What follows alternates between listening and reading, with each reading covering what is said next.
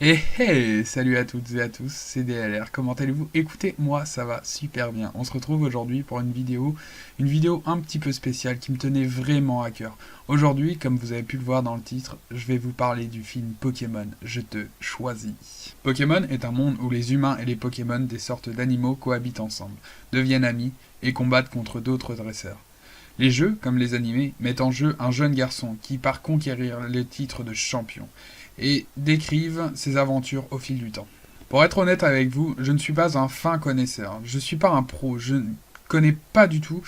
Quoi, je connais le monde Pokémon, mais je le connais dans ses grandes lignes. Mais je reste un grand fan, passionné, et je suis surtout tellement nostalgique quand je rejoue à mes premiers jeux Pokémon, comme par exemple celle que j'ai le plus fait, la version jaune, avec le petit Pikachu adorable. Quand je regarde le premier film qui me laisse toujours lâcher une petite larme, je me revois enfant regarder les premiers épisodes de la première série. Et c'est un peu ce que j'attendais avec ce film, qui, d'après la bande-annonce, nous racontait l'histoire de Sacha qui, après avoir vu le Pokémon légendaire Ho-Oh, décide de parcourir le monde pour le retrouver et l'affronter. Mais en même temps, un dilemme me faisait peur. Comment allait-il faire, sachant que le plus gros de leur public pour ce film ont grandi grâce à la 4e génération pour contenter un public de mon âge qui a connu les premiers pas de l'animé comme du jeu vidéo. Eh bien, le film est bon, même très bon. On part déjà sur de bonnes bases, car il est réalisé par Kunihiko Yuyama, qui est la personne qui a réalisé tout ou presque tous les films Pokémon.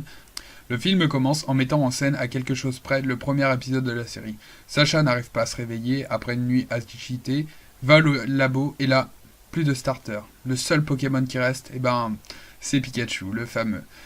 Avec son caractère, il refuse de rentrer dans sa Pokéball et donne même des coups d'éclair à Sacha.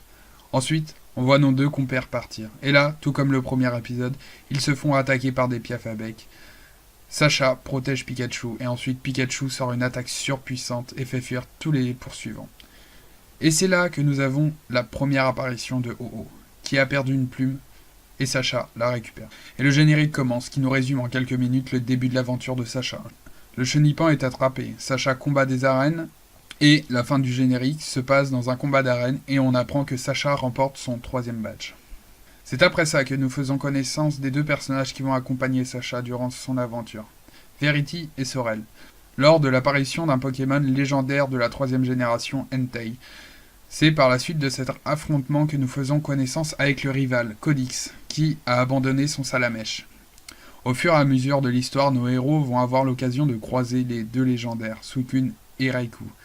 Sacha va même être en quelque sorte corrompu à la suite de sa défaite contre le rival.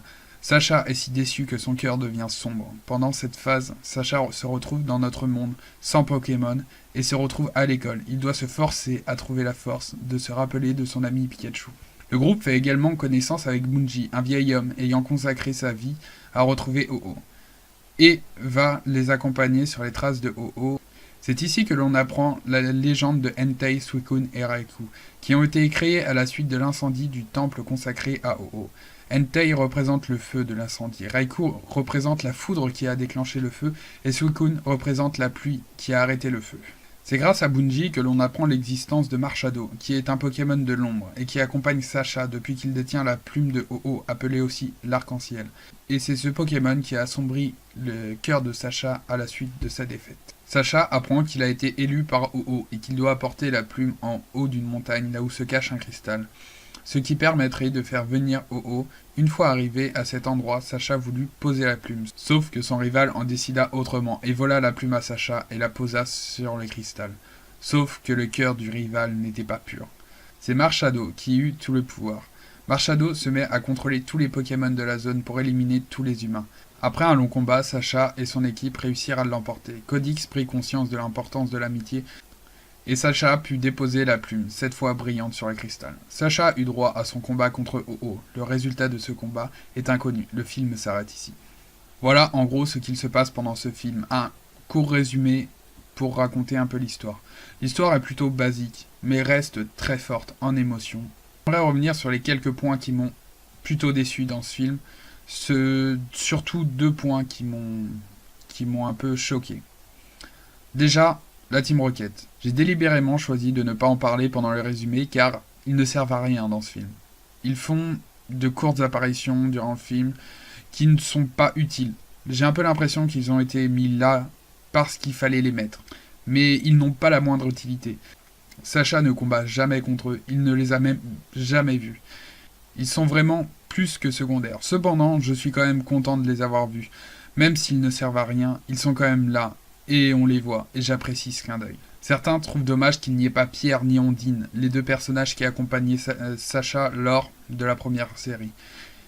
Comme je l'ai expliqué au début, il ne devait pas que ressortir la saison 1, il devait la renouveler, et moi je ne trouve pas ça dérangeant de voir de nouvelles têtes accompagnées d'un héros. Deuxième et dernier point sur lequel j'aimerais revenir. Je n'ai pas trouvé beaucoup de défauts à ce film, mais celui-là est d'après moi une sorte de trahison envers ma nostalgie. Et je sais que je ne suis pas le seul, j'aimerais parler de la fin avant le combat de Ho-Oh. Pour expliquer, Sacha et Pikachu se retrouvent exactement dans la même situation que au début, quand ils se retrouvent face au Piafabec. Sacha protège du mieux qu'il peut Pikachu. Et la première chose qui m'a déplu, Sacha, voulant que Pikachu rentre dans sa Pokéball, demande à Pikachu pourquoi il ne veut pas rentrer. Et là, boum, Pikachu parle. Il répond avec des mots à Sacha. Choc pour moi. Et là, reboum, Pikachu rentre dans sa Pokéball. Mais WTC, qu'est-ce que c'est que quoi? Pourquoi? Pourquoi vous avez fait ça?